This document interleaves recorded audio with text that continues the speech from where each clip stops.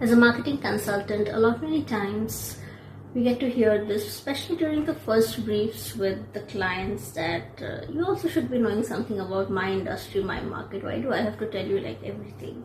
And also the fact that why does the entrepreneur or the founder has to give a detailed brief? Isn't it not understood that a consultant who is also a part of this fraternity should know?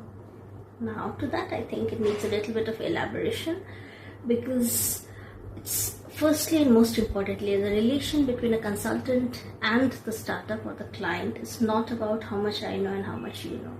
It is about how conveniently and by exchanging information by two people who are there, subject matter experts, how can we create solutions or take decisions which help a company being profitable over time.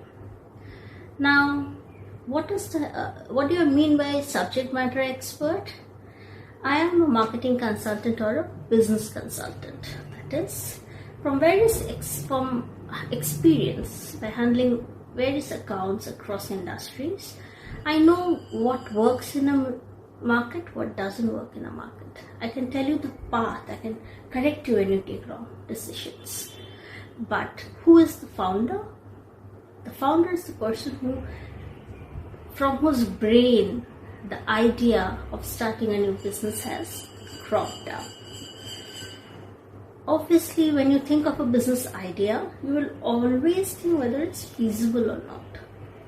And once you have an idea in mind, the next thing you will do is figure out what are the competitors doing.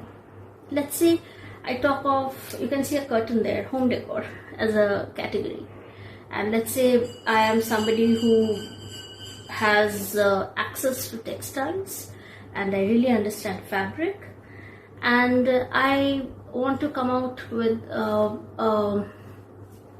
certain type of curtains which has fabric, which are very, very, let's say, elite, super luxury, and I can justify the cost because the threading method is different, the quality of thread is different, the colors that we do, the way we dye the thread is different, a lot of things are there. Now, if a client comes to me and tells me that, one of these is gonna, I'm thinking of a business idea like this, can you help me and tell me how to proceed? Now, if you ask me, do you know, by the way, I'm sure you know that dyeing a thread can be done in 10 different ways. Am I, as a business consultant, supposed to know the various methods of dyeing a thread? No. I'm sure you know what are the various Pantones in which a thread can be dyed. You just can't give me any shade and expect me to get that color. Am I supposed to be knowing that? No. So, who is the founder? You.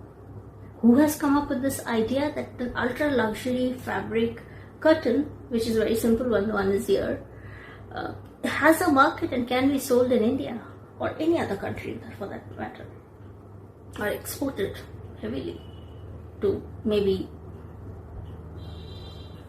Milan.